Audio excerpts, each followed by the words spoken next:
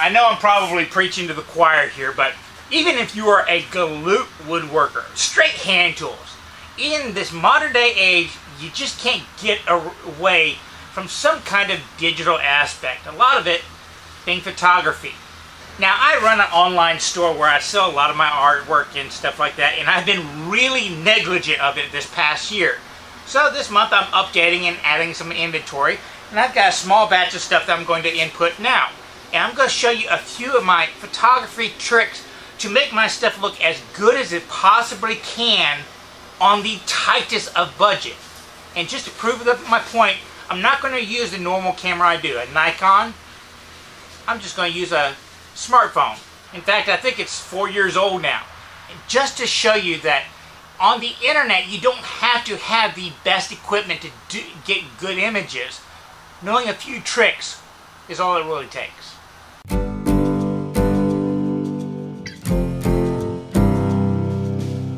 Now, some of y'all might have noticed that right next to my workbench has always been this small table.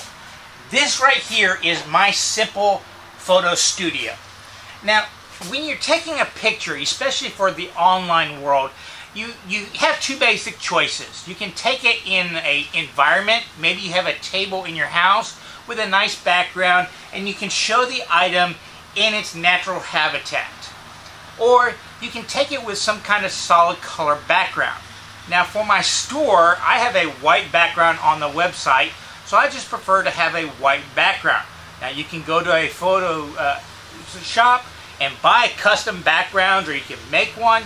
But me being really cheap, I just went to the big box store. You see, window shades are white, especially the ones where they block out the sun. You can get them in all different kinds of colors. And if you keep your eyes out, a lot of them are custom cut for specific windows, and somebody will mismeasure at some point in time, so you can find in the offcut or the reject pile a really inexpensive one. And that's where I got this one right here. I want to say I paid less than 10 bucks for it. And I just keep it up, hang it on the wall, and when I need to take photos, down it comes, over here, and I smooth it out. Nice white background for photos. Now, there are really two different things you need to focus on to get a good picture on something like a solid background. A, the focus, but almost more importantly is the lighting. The lighting will bring out the highlights of your wood, and it'll eliminate dark spots, and it'll bring out the colors you want to see.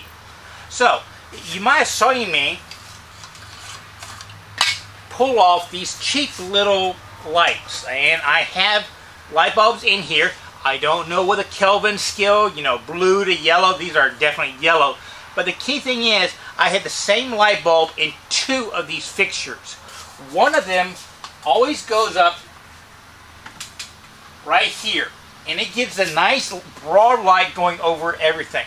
The second one I put on a tripod a little bit closer so that I can get some kind of highlight at an angle bouncing off the edge. It'll show the finish more, and it'll hide shadows, and it'll just bring everything out.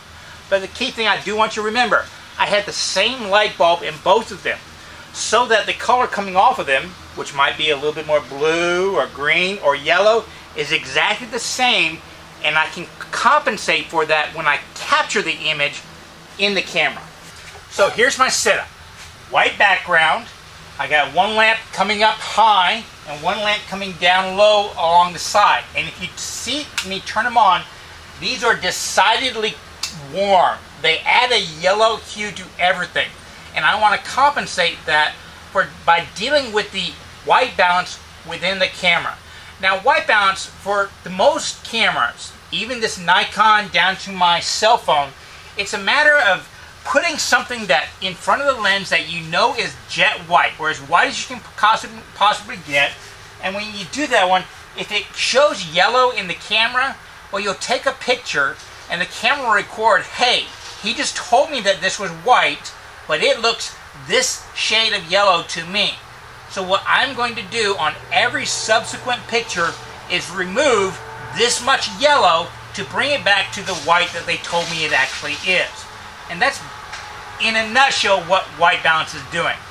I like to use a little paper plate. It's wide enough for me. You can use anything between white and a dark gray to a set white balance, because basically that's getting rid of all color, and go from there. Now on a cell phone, it's a little bit more cumbersome because you need to set the white balance every single photo. Now for a camera, I just set the white balance once and I can shoot in this environment all day long.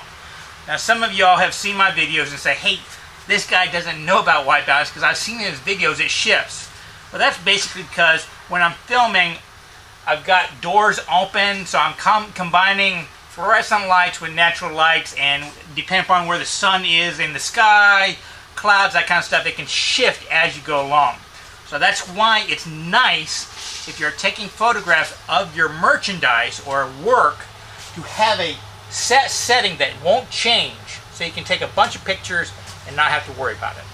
Anyways, let me show you how to set the white balance on something as simple as a smartphone. And yes, this is iPhone centric, but they all kind of work the same. So I've got my basic setup right now, and no matter if I'm working with my DSLR or my cell phone, I always like to work off of a tripod because it keeps things steady. Now you can look right here. In the background, it's decidedly yellow, but when you come into the camera right here, the iPhone's automatic white balance is almost making a bit purple. Plus, I don't quite like the lighting, so if I move my lighting around, you can see how it affects, and I'm talking about the low camera, the one that's right next to it, how it affects the image. So now here I've got it set up, and it's still a little blue. So on most cell phones, you can adjust the white balance manually on every single picture by putting something that's white next to it that's in focus, focusing on it, and on this iPhone it comes up with a little yellow box, and then if you press and hold in that boxed area, see, Auto AE, exposure, focus, lock. Now it basically changed all the colors to reflect that. So now when I take my photo, it'll be much more balanced. So as I'm taking pictures, depending on what object I'm working with, I can adjust my low angle light to highlight exactly what I want, then set my white balance focus,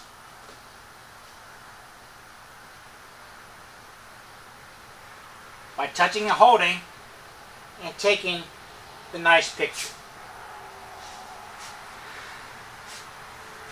So I'm going to continue on here and take images of all my other product and put it up on my web store tonight so that you can see what a very inexpensive setup can do, as long as you take into account your lighting, having a broad light and a focus light, and getting the white balance dialed in, whether it be on a cheap cell phone or a nice DSLR.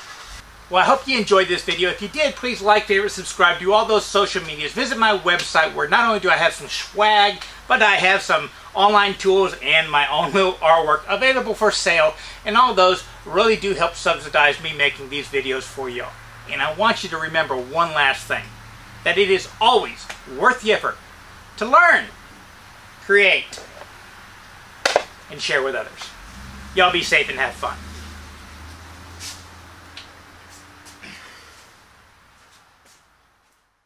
So for today's bonus, I want to talk about Wille Sundqvist. Now, I've talked about him in the past. In fact, I've referenced his book as a high recommendation of mine. It is one of my, top 10 books, and one of the readings that has influenced me the most in my desire to go down the green woodworking path. He's one of those guys that, I've never met him before, but all the people that are influencing me now, the Peter Follensbees, the Robin and JoJo Woods, the people online that are really into the green woodworking movement, they credit him as their biggest influence. So I know I'm one step beyond what he was bringing to the community, but he brought so much that I'm positive we've lost a lot in the filtration for a generation.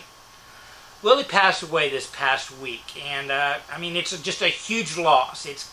I put him up in the likes of Sam Maloof and Krenov, it's that big of influence and that big a loss.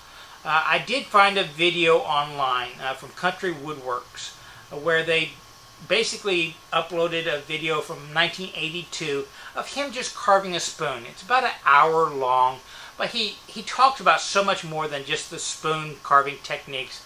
It's a very nice watch if you want to see probably one of the most influential people in our craft in the past century. I'll put a link down below to that video. Wille Sundqvist. Much respect.